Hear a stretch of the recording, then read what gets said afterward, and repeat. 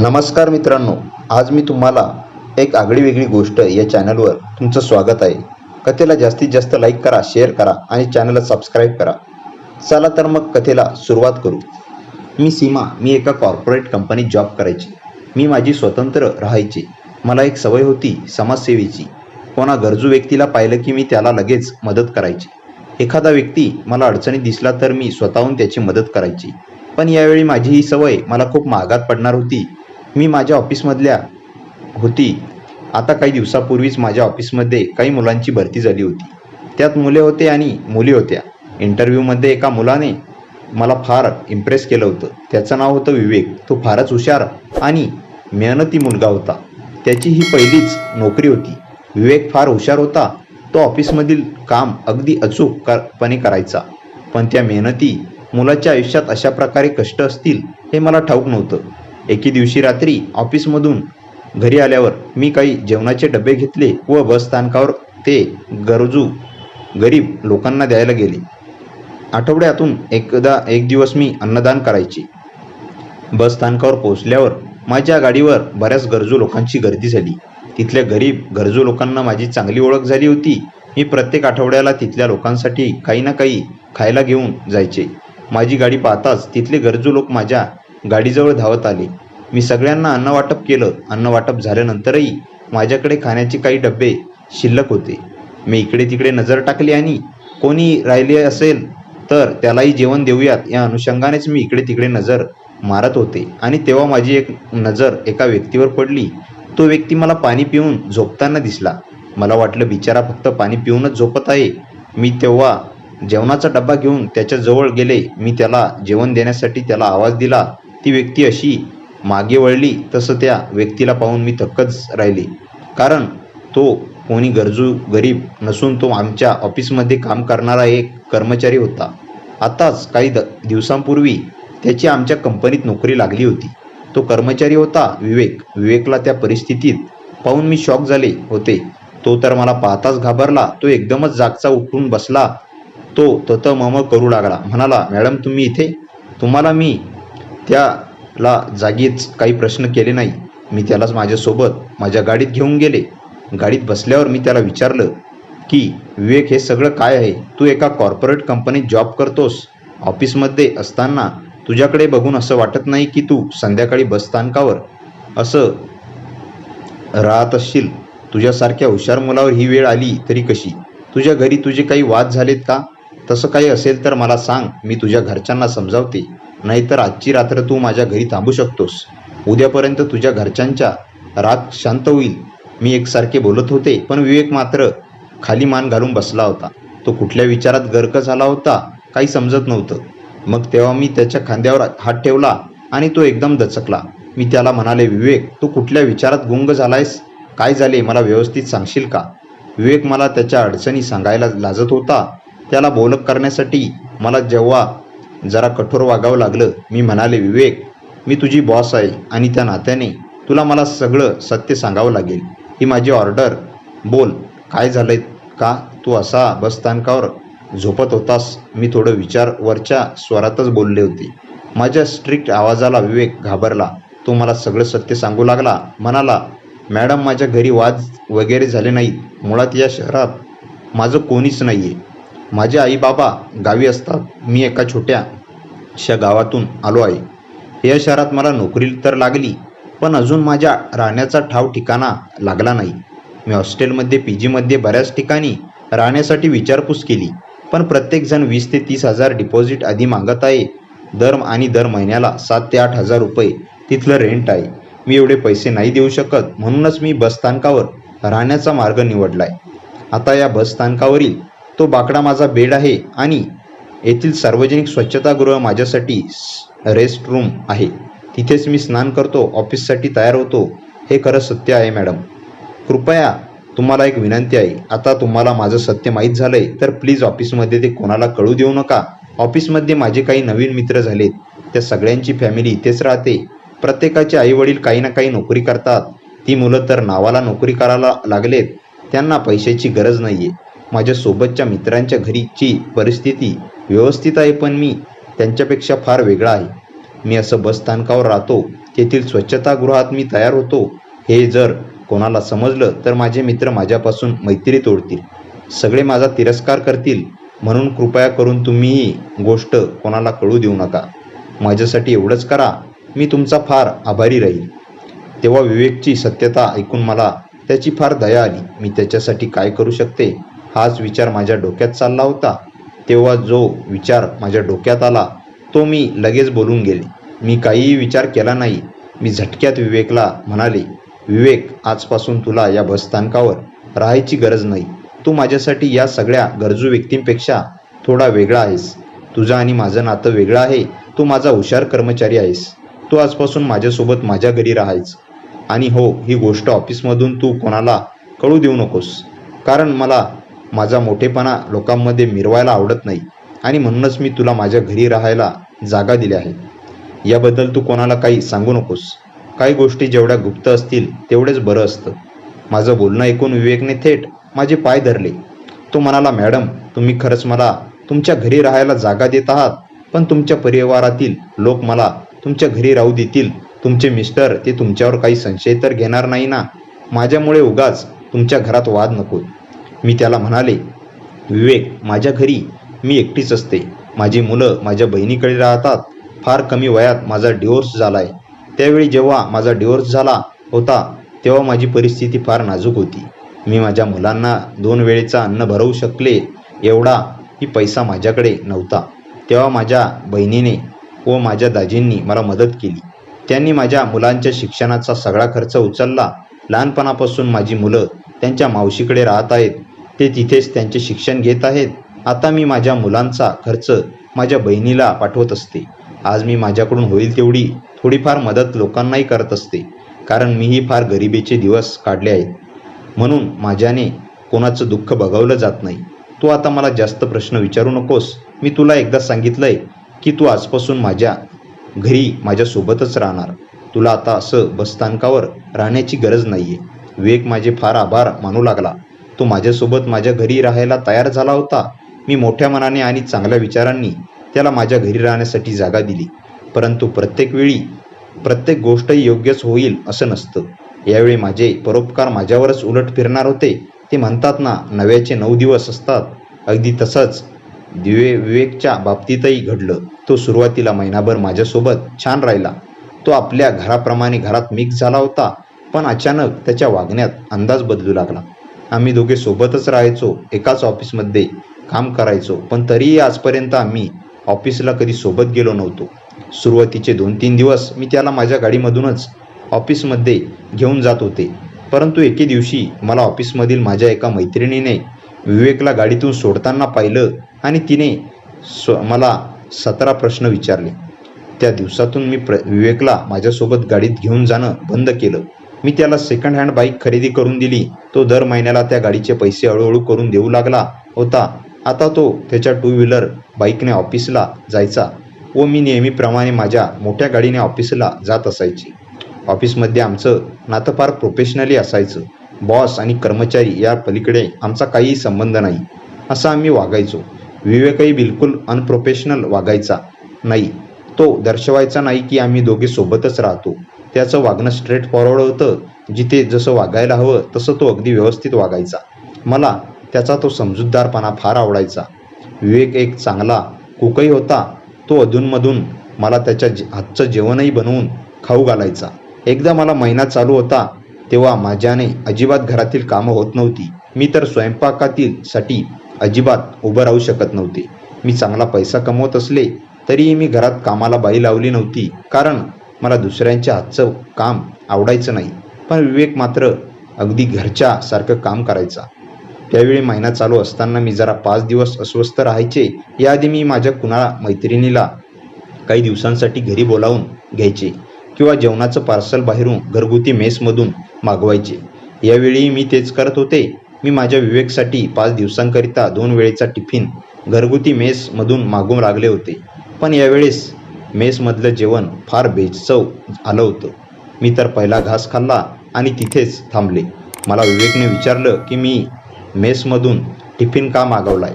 तुमची तब्येत तर ठीक आहे ना? मी त्याला माझा महिना चालू आहे याबद्दल काही सांगितलं नाही. परंतु मी तो डब्बाही खाऊ शकत नव्हते. दिवशी रात्री मी भुकेच झोपणार होते, पण विवेकने मला भुकं झोपू दिलं नाही. त्याने स्वतःच्या हाताने जेवण बनवलं. भले त्याने पंचपक्वान्न बनवले नव्हते, पण त्याने बनवलेल्या मसाले भाताला पंचपक्वान्नासारखी चव होती. त्या रात्री तर मी पोट भरून जेवले. त्या 5 दिवसात मी सुरुवातीचे 2-3 दिवस ऑफिसमधून सुट्टी घ्यायचे. दुसऱ्या दिवशी माझी सुट्टी होती. मी जरा आराम करत होते.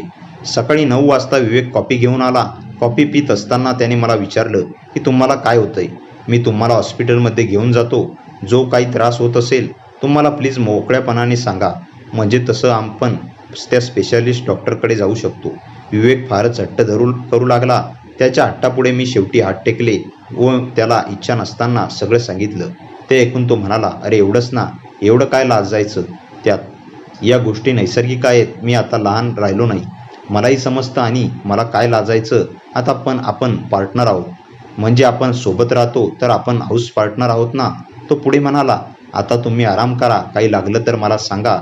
विवेकला जसं समजलं की माझा महिना चालू आहे तसं त्याने माझी फार काळजी घेतली. रात्री झोपण्यापूर्वी मला गरम पाण्याची पिशवी आणून देणं, रात्री झोपण्याआधी मला आईस्क्रीम आणून देणं, तसंच सकाळी ऑफिसला जाण्यापूर्वी नाश्ता, दुपारचं जेवण सगळं काही तो माझ्यासाठी बनवून जात होता. घरातील कामही तो आवरत असे. विवेक जेवढा हट्टी होता तेवढाच तो काळजीवाहाही होता. आता त्या 5 दिवसानंतर आमच्या दोघांचं नातं अजूनच बदललं. बऱ्याच वर्षानंतर कोणीतरी पुरुषाने अशा प्रकारे माझी काळजी घेतली होती. त्याची ती काळजी फार बरी वाटली होती.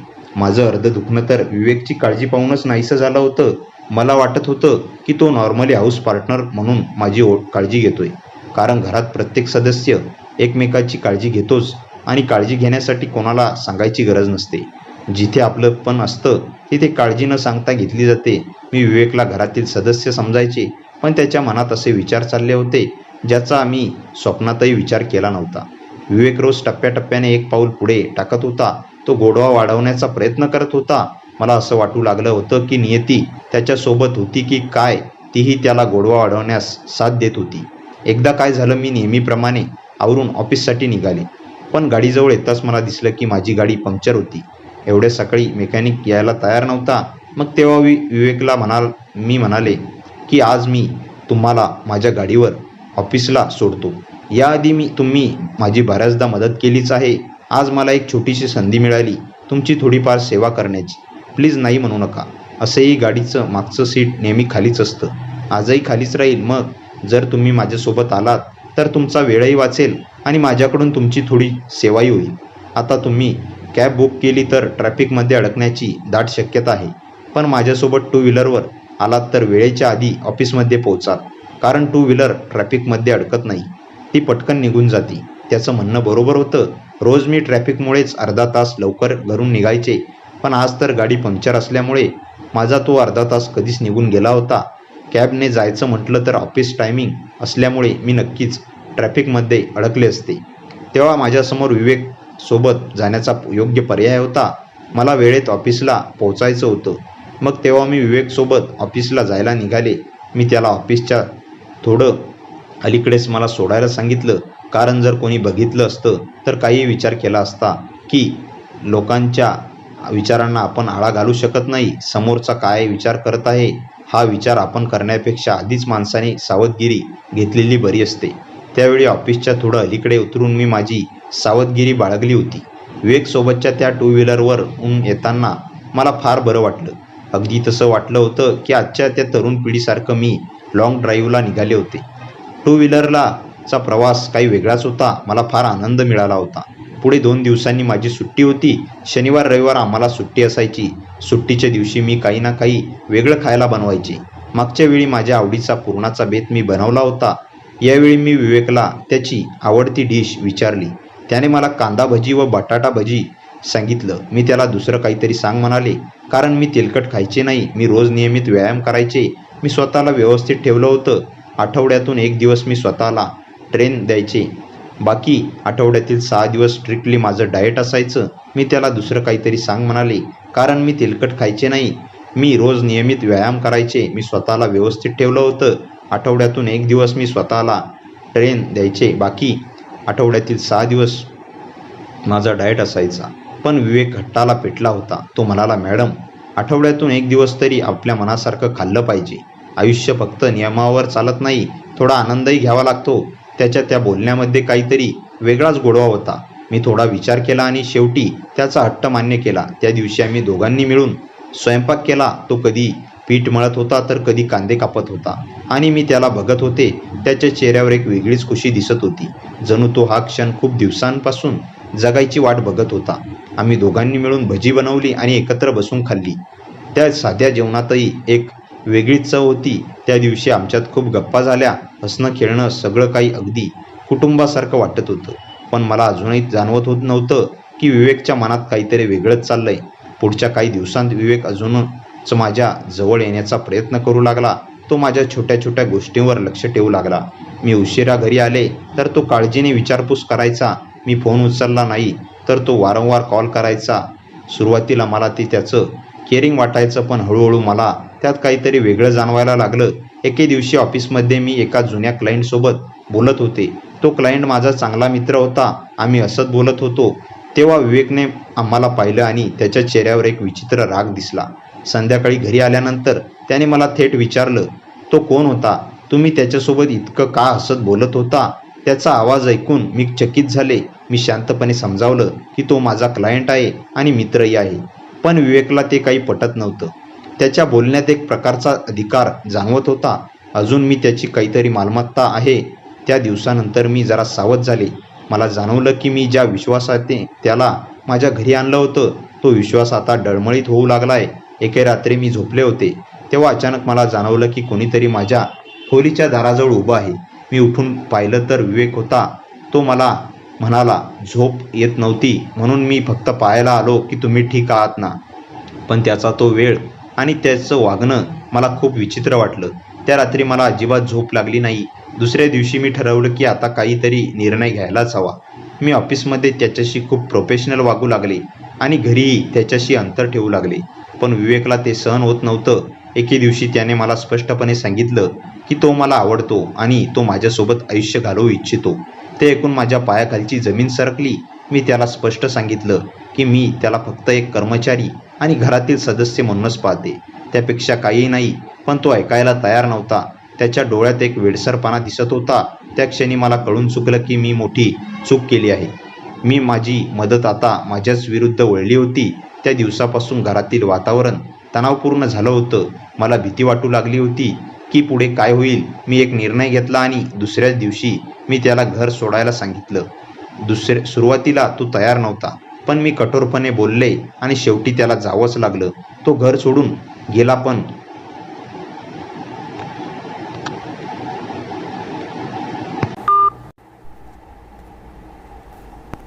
त्या क्षणी मला कळून चुकलं होतं की मी मोठी चूक केली आहे. माझी मदत आता माझ्याच विरुद्ध वळली होती.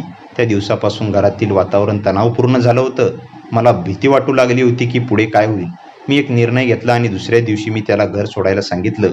सुरुवातीला तो तयार नव्हता, पण मी कठोरपणे बोलले आणि शेवटी त्याला जावंच लागलं. तो घर सोडून गेला, पण जाताना त्याने एक वाक्य म्हटलं जे आजही माझ्या मनात घुमतंय. म्हणाला, मॅडम, तुम्ही मला घर दिलं पण मन दिलं नाही. आणि ज्याला मन मिळत नाही तो कधीकधी वेडा होतो. त्यानंतर काही दिवस मी खूप अस्वस्थ होते. मी माझ्या निर्णयावर ठाम होते, पण आतून कुठेतरी मी हादरले होते.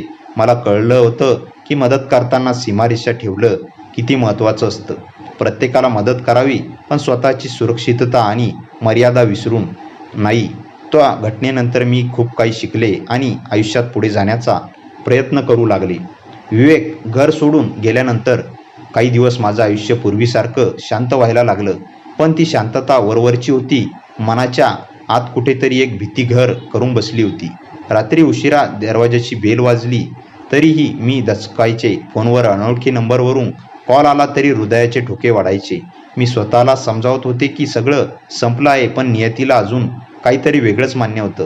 एके दिवशी ऑफिसमधून घरी येत असताना मला जाणवलं की एक बाईक माझ्या गाडीच्या मागे सतत येत आहे. सुरुवातीला मी दुर्लक्ष केलं, पण ती बाईक माझ्या घराजवळ आली तेव्हा संशय माझा खात्रीत बदलला. मी गाडी थांबवली आणि मागे वळून पाहिलं तर तो विवेक होता. त्याच्या डोळ्यात एक विचित्र हट्ट दिसत होता. तो माझ्याकडे येत म्हणाला, मॅडम, मला तुमच्याशी बोलायचं आहे. मी त्याला स्पष्ट सांगितलं की आता आपल्या दोघांमध्ये काहीही उरलेलं नाही. कृपया माझ्या आयुष्यात परत येऊ नकोस. पण तो ऐकायला तयार नव्हता. तो म्हणाला, तुम्ही घराबाहेर काढलं पण माझ्या भावना काढू शकत नाही. त्या दिवसापासून त्याने माझा पाठलाग सुरू केला. कधी ऑफिसच्या बाहेर उभा असायचा तर कधी माझ्या घराजवळ फिरायचा. माझं जगणं पुन्हा अस्वस्थ झालं होतं. मी शेवटी धाडस करून कंपनीच्या मॅनेजमेंटला सगळं सांगितलं. चौकशी झाली आणि विवेकला नोकरीवरून काढून टाकण्यात आलं. मला वाटलं आता सगळं थांबेल, पण उलट त्याचा राग आणखी वाढला. एक रात्री अचानक माझ्या घराचा दरवाजा जोरात वाजू लागला. मी घाबरून गेले. मी दरवाजा उघडला नाही, पण बाहेरून विवेकचा आवाज येत होता. तो ओरडत होता, मॅडम, तुम्ही माझं सगळं संपवलं आहे. आता मीही शांत बसणार नाही. त्या क्षणी मला परिस्थितीची गंभीरता समजली. मी लगेच पोलिसांना फोन केला. पोलीस येईपर्यंत तो तिथून पळून गेला. दुसऱ्या दिवशी मी अधिकृत तक्रार नोंदवली. काही दिवसांनी पोलिसांनी त्याला पकडलं आणि त्याच्यावर कारवाई झाली. त्या घटनेनंतर मी माझ्या आयुष्यात काही महत्त्वाचे निर्णय घेतले. मी माझ्या घराची सिक्युरिटी वाढवली, ऑफिसमध्येही अधिक सतर्क राहू लागले आणि सर्वात महत्त्वाचं, मी माझ्या मनोभोवती एक मजबूत सीमारेषा आखली. मदत करणं चुकीचं नाही, पण कुणालाही आपल्या आयुष्यात किती जागा द्यायची हे ठरवणं खूप गरजेचं आहे. काही महिन्यानंतर माझं आयुष्य पुन्हा स्थिर झालं. मी पुन्हा समाजसेवा सुरू केली, पण यावेळी जास्त शहाणपणाने. प्रत्येकाला मदत करताना मी स्वतःची सुरक्षितता आणि मर्यादा लक्षात ठेवू लागले. कधीकधी एखादा अनुभव आपल्याला खूप काही शिकवून जातो आणि माझ्यासाठी ही घटना तशीच होती. आजही जेव्हा मी बस स्थानकावर अन्नदान करते तेव्हा मला विवेकची आठवण येते, पण आता त्या आठवणीसोबत एक शिकवणही असते की दया आणि शहाणपण यांचा समतोल राखणं हेच खरं आयुष्य आहे. काही महिन्यांनी आयुष्य पुन्हा एका रुळावर आलं होतं. मी आधीपेक्षा अधिक सावध झाले होते, पण मनाने कठोर नाही झाले होते. मदत करण्याची सवय मी सोडली नव्हती, फक्त आता प्रत्येक गोष्ट विचारपूर्वक करत होते. एके दिवशी पुन्हा मी नेहमीप्रमाणे बस स्थानकावर अन्नदानासाठी गेले. तिथे लोकांची गर्दी होती. मी शांतपणे सगळ्यांना अन्न वाटत होते, पण त्या गर्दीत मला एक अनोळखी चेहरा दिसला. माझं लक्ष तिकडे गेलं आणि मी क्षणभर थबकले. तो विवेक होता, पण यावेळी तो आधीसारखा दिसत नव्हता. त्याचा चेहरा उतरलेला होता. डोळ्यामध्ये पश्चाताप स्पष्ट दिसत होता. तो हळूहळू माझ्याजवळ आला, माझ्यासमोर हात जोडून उभा राहिला आणि म्हणाला, मॅडम, मला माफ करा. मी खूप मोठी चूक केली. मी तुमच्या चांगुलपणाचा गैरफायदा घेतला. माझ्या भावनांवर माझं नियंत्रण राहिलं नाही, पण आता मला सगळं समजलं आहे. तुमच्यामुळेच मी आज जिवंत आहे आणि मला पुन्हा एक संधी मिळाली आहे. मी त्याच्याकडे शांतपणे पाहत होते. माझ्या मनात राग नव्हता, पण अंधविश्वासही नव्हता. मी त्याला विचारलं, आता काय करतोयस? तो म्हणाला, मी दुसऱ्या शहरात छोटीशी नोकरी करतोय आणि स्वतःच्या पायावर उभं राहण्याचा प्रयत्न करतोय. आज इथे फक्त तुमची माफी मागायला आलोय. त्याच्या आवाजात प्रामाणिकपणा होता. मी काही क्षण विचार केला आणि मग त्याला म्हणाले, विवेक, माफी मागणं सोपं असतं, पण बदलणं कठीण असतं. जर तू खरंच बदलला असशील तर तीच माझ्यासाठी सर्वात मोठी माफी आहे. पण लक्षात ठेव, आयुष्यात कुणाचंही भलं करताना त्याला ओझं बनवू नकोस. आणि कुणी तुझ्यावर विश्वास ठेवला तर त्याची कदर कर. त्याने मान खाली हलवली. त्याच्या डोळ्यातून अश्रू वाहत होते. त्याने पुन्हा एकदा मला धन्यवाद दिले आणि तिथून निघून गेला.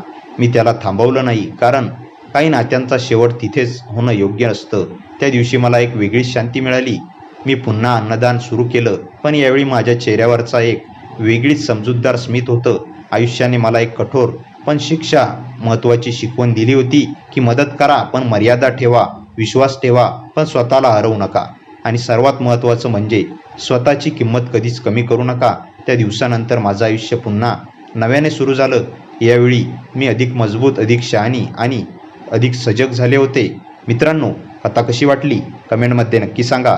कथेला जास्तीत जास्त लाईक करा आणि हाईप करा आणि आपल्या मित्रमैत्रिणींमध्ये शेअर करा. आणि हो, चॅनलवर नवीन असाल तर चॅनलला सबस्क्राईब करायला विसरू नका. भेटूया पुन्हा अशाच इंटरेस्टिंग आणि धमाकेदार कथेसह. तोपर्यंत हसत राहा, खुश राहा. धन्यवाद.